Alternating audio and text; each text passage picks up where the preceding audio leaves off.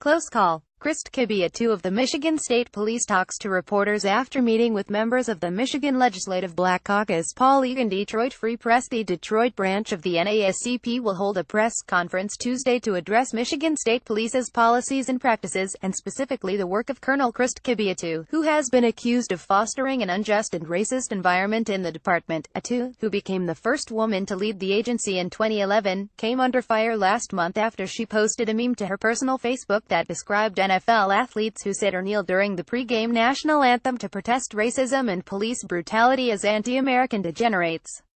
The post came 1 month after the fatal TV crash of a 15-year-old black youth, Damon Grimes, who was shocked by a taser a trooper fired from a moving MSP patrol car. The gathering will come one day after clergy, activists and community members are gathering in Highland Park on Monday to address the same issues and call for Etue's resignation. Colonel Etue is unfit. Damon Grimes is dead and nobody seems to care.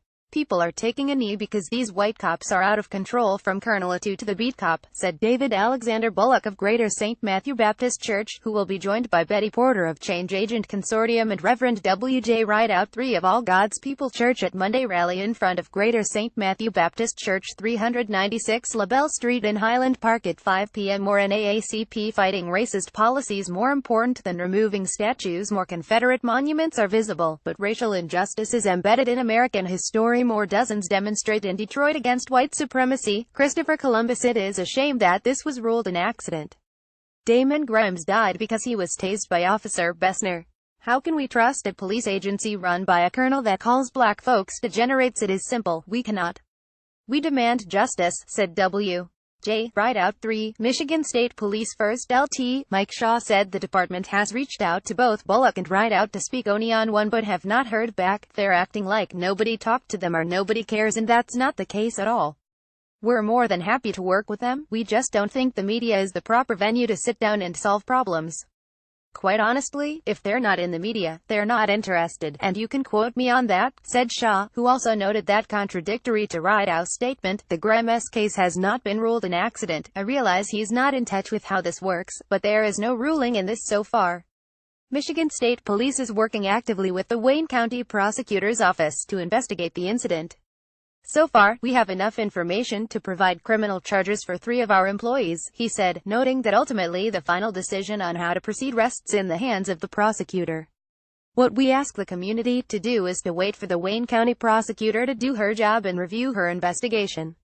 Incidents like this can't be settled overnight. The NAACP will be holding its press conference at 10:30 a.m.